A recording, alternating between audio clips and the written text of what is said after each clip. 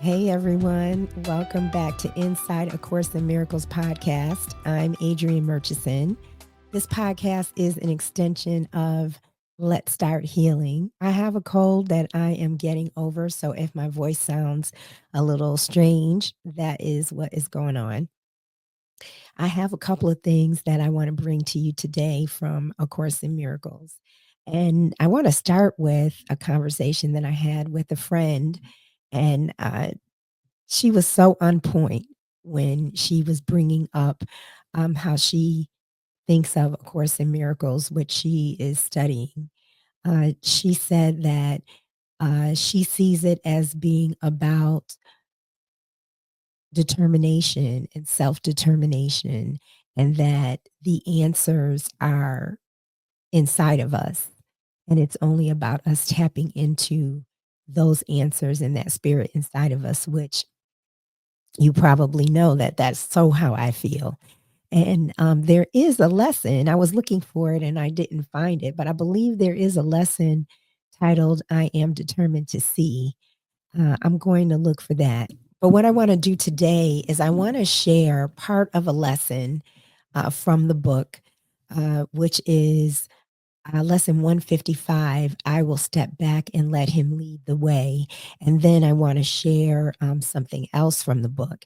And both of these really speak to trust and just stepping back and trusting God and trusting the love of God. And that's been a theme that I've been sharing. So, a paragraph from that lesson says, such is salvation's call and nothing more, to step back and let Him, God, lead the way.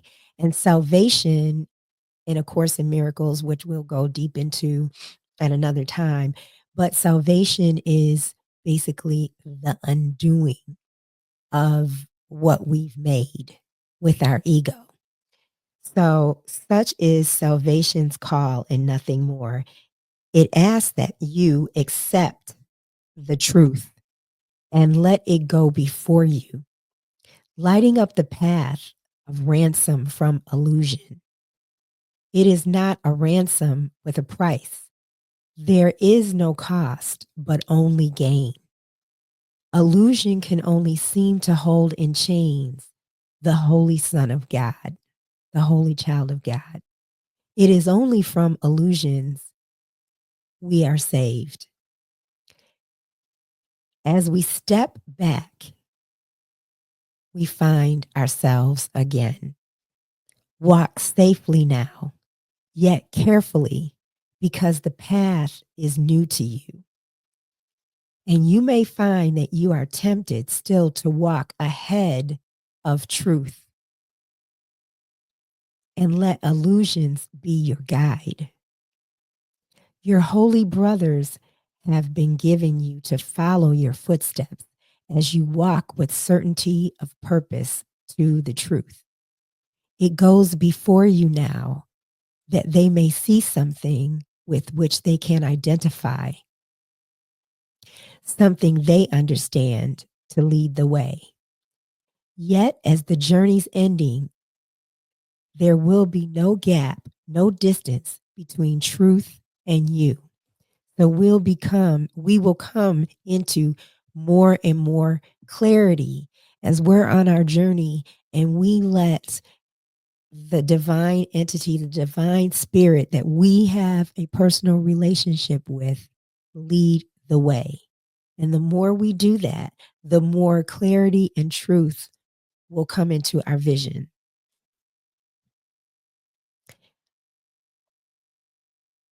And all illusions walking in the way you traveled will be gone from you as well. Holy as himself, step back in faith and let truth lead the way. You know not where you go, but one who knows goes with you. Let him lead you with the rest. Let him lead you with the rest. And I love this paragraph right here. We walk to God, period. That's the sentence. We walk to God, period. Pause and reflect on this, it says. Could any way be holier or more deserving of your effort, of your love, and of your full intent? What way could give you more than everything or offer less and still be content? The holy child of God. We walk to God. The truth that walks before us now is with Him and leads us to where He has always been. What way but this could be a path that you would choose instead? Your feet are safely set upon the road that leads the world to God. Look not to ways that seem to lead you elsewhere.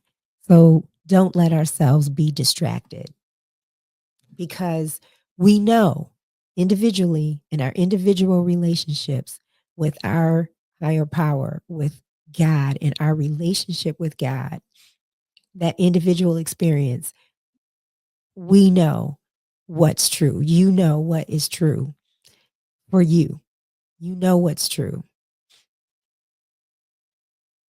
Dreams are not a worthy guide for you who are God's child.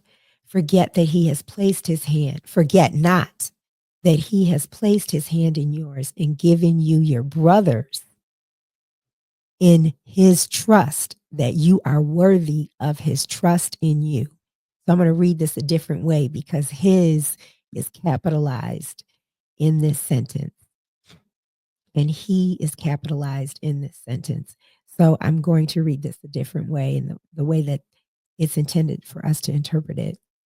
Forget not, God has placed His hand in yours and given you your brother's hand in God's trust, that you are worthy of God's trust in you. God cannot be deceived.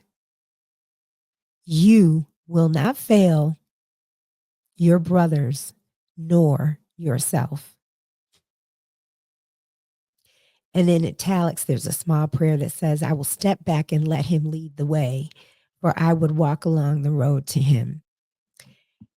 And I love to say that we are here to serve each other. We are here for a reason. We exist for a reason. Each of us has a path, our own respective journeys in life, our own respective purpose.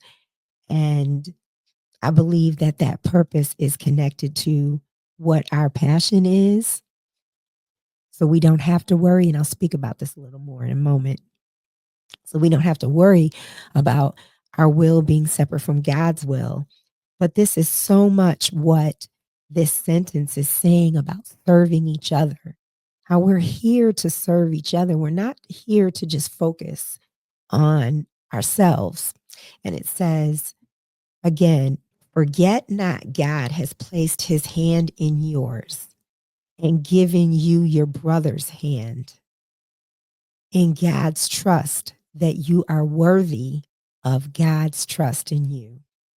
Again, that is so beautiful. And so, speaking to this, I want to share this section in A Course in Miracles called Development of Trust. This section, when I first read this section and took a deep dive, it was with the spiritual discussion group that I've been a part of for years in A Course in Miracles, and we were on a retreat. This was about 10 or 11 years ago. And I was so troubled because it went through these steps of what the course says that we will experience along our spiritual journey. And some of the steps I thought I had experienced already by the time we came to going through this. And then there was some other steps that I had not experienced and I did not want to experience. And so then years later, I realized, okay, now I have experienced these steps and it's not as scary as I thought. Gosh, I'm going to stop being so self conscious about my voice right now. But this is in the back of the book. It's in a section called Manual for Teachers.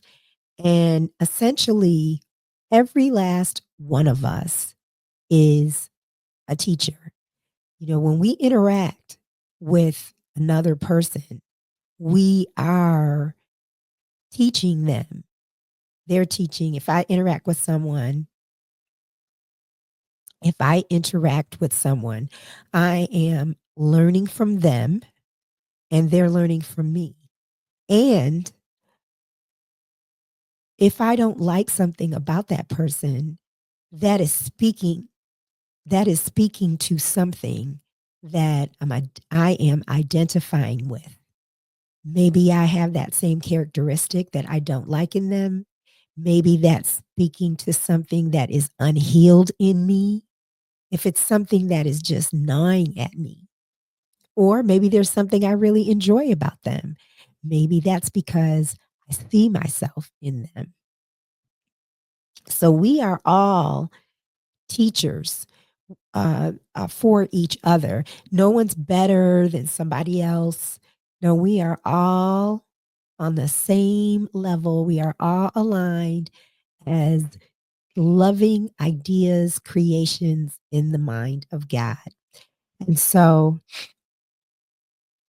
this section is talking about, as I as I mentioned, I just shared a little bit from the lesson of step back, and I will step back and let him lead the way. It's speaking to trust. So in development of trust in the manual for teachers, it says that we'll go through these different stages. And the first stage is a period of undoing. And basically, if we are becoming awakened, or we're feeling alive in this relationship with God, and we're learning things about ourselves, and we're viscerally feeling this connection, it's saying that some things are going to be taken away from us. And it doesn't mean that it's going to be painful, or these are going to be things that I want that are going to be taken away. It says that they're just going to be things that are going to be removed from our lives. It says this need not be painful. Actually, it says it usually is experienced as painful, contrary to what I just said. It seems as if things are being taken away, and it is rarely understood initially that their lack of value is merely being recognized. How can lack of value be perceived unless the perceiver is in a position where he must see things in a different light? And I think I recall, just as I realized I'm changing, the deeper that, I would get into myself, I would just realize I don't want something anymore. I don't need something anymore. It just doesn't interest me anymore. This says after that period, there will be a period of sorting out. So, first of all, there'll be a period of undoing, and then a period of sorting out. This is always somewhat difficult because, having learned that the changes in life are always helpful, he or she must now decide all things on the basis of whether they increase helpfulness or hamper it. So we're sorting out one or the other. He or she will find that many, if not most of the things you valued before will merely hinder your ability to transfer what you have learned to new situations as they arise. Because you have valued what is valueless, you will not generalize the lesson for fear of loss and sacrifice. It takes great learning to understand that all things, events, encounters, circumstances are helpful. We can learn even from the tragedies that happen, the unfortunate things that happen, the things that don't go the way we want them to go. And I think a lot of us know this. The third stage is a period of relinquishment, letting go. This is interpreted as giving up the desirable. If this is interpreted as giving up the desirable, it will engender enormous conflict. Few teachers escape this distress entirely. So there may be some things that we're letting go of that we actually want to keep. Therefore, the period of overlap is apt to be one in which the teacher of God feels called upon to sacrifice their own best interests on the behalf of truth. Well, that really is requiring trust, isn't it? That really is requiring trust. He has not realized as yet how wholly impossible such a demand would be. Another stage is going to speak to this. He can learn this only as he actually does give up the valueless. Though through this, he learns where he anticipated grief, he finds a happy lightheartedness instead. Where he thought something was asked of him, he finds a gift bestowed on him. Then there's a period of settling down. This is a quiet time. I remember when I read that part, I thought, oh, I like that. Now he begins to see the transfer value of what he's learned. So we begin to see what we've learned when we're in this quiet stage. It says the teacher of God needs this period of respite. He has not yet come as far as he thinks. Yet when he is ready to go on, he goes with mighty companions beside him.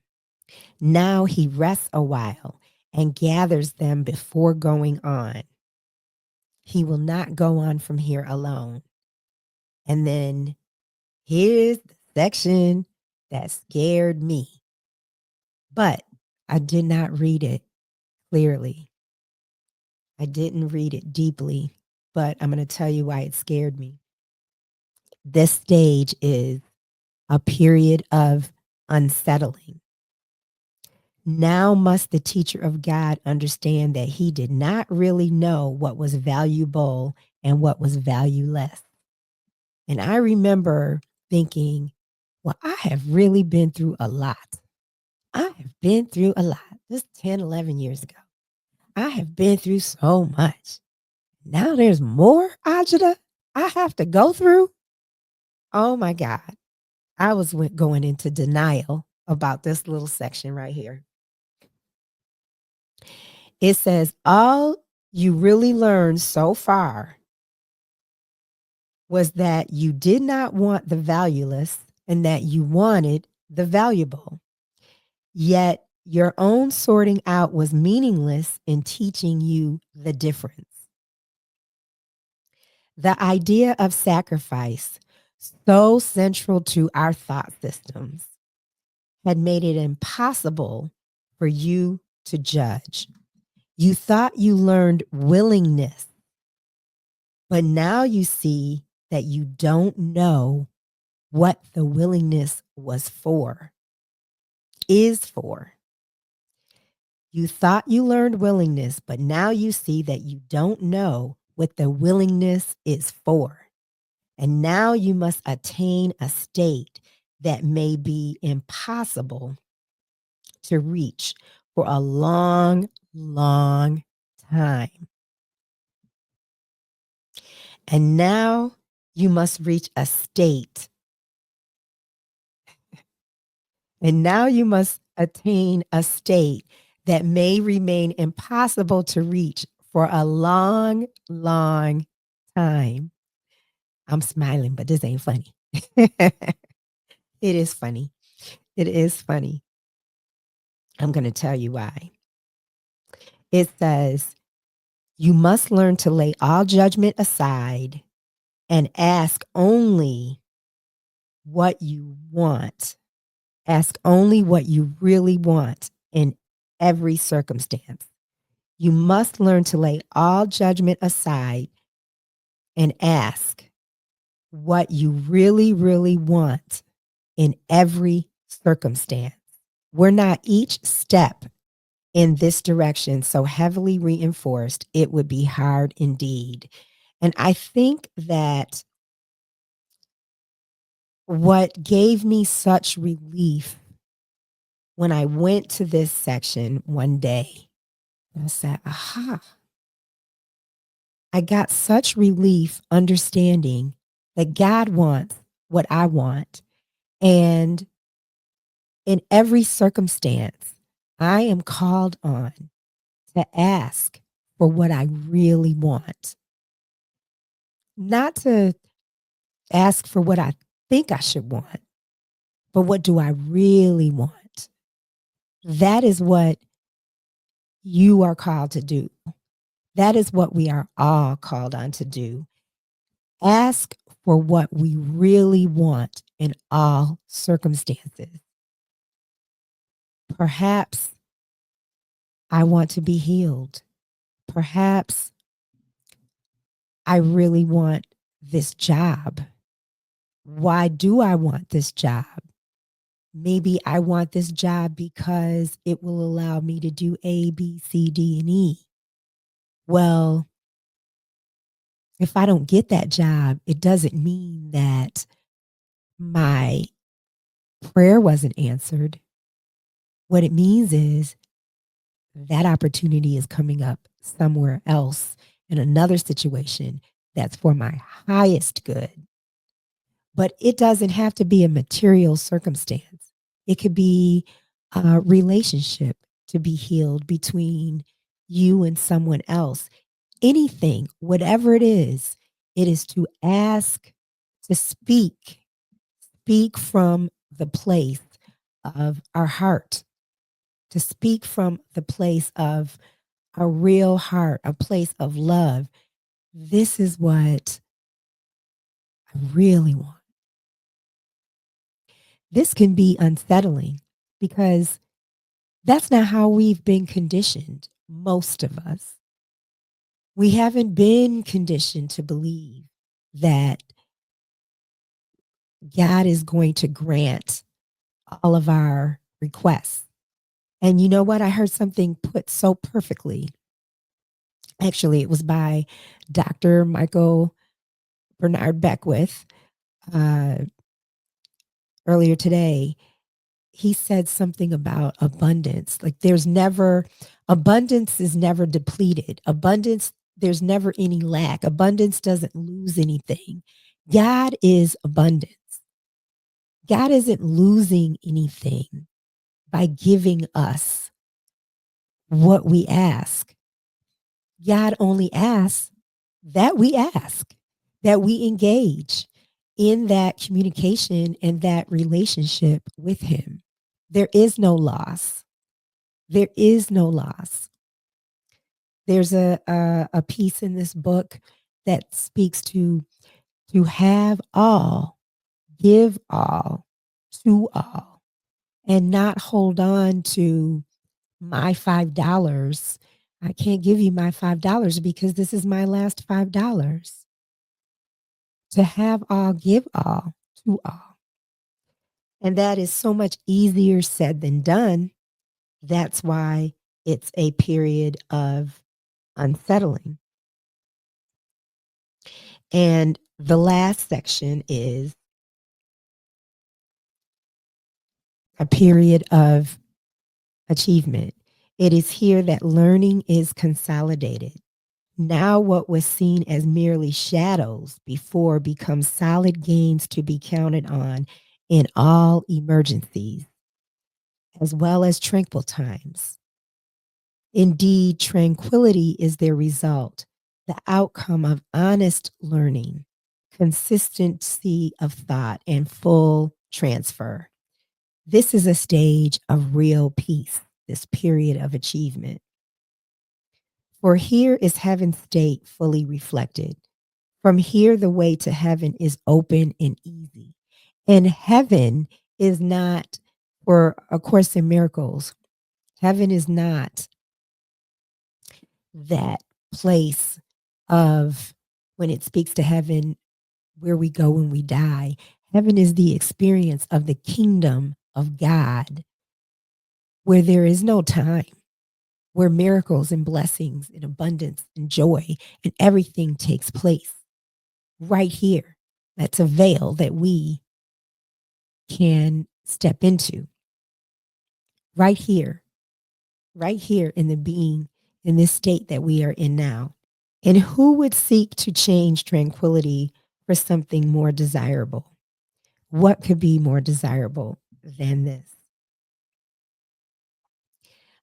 I think that uh, God is so simple, and we make it, myself included, so complicated. We make that relationship so complicated, and it's so simple because we live in a world where we have covered up the simplicity, the tranquility that was just mentioned, the peace. We've covered it up with the opposite of all of that. And we've deluded ourselves into believing that that's not real and that this craziness that we live in is real. So it is about trust. It is about making a decision. What's it from, that line from Shawshank Redemption? Is that line in that movie? Get busy living or get busy dying. So the theme of what I wanted to share today is the title of the lesson that I shared in the beginning. I will step back and let him lead the way. That is the title of lesson 155. Let's start healing, and I will see you next time.